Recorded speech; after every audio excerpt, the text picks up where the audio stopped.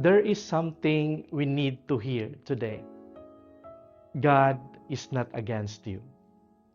In the gospel, Jesus says, God did not send his Son into the world to condemn the world, but to save it.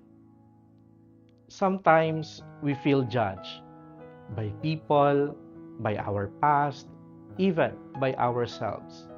We carry guilt, mistakes, and silent struggles. And slowly, we begin to believe maybe I am not worthy anymore. But Jesus says, no, God did not come to condemn you.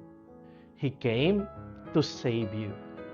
He sees your wounds, your failures, your hidden pain, and He does not walk away. He comes closer.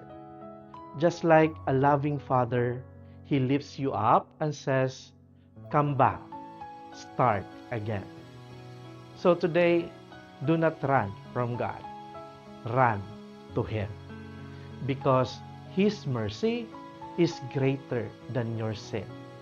And His love is still waiting for you. Amen.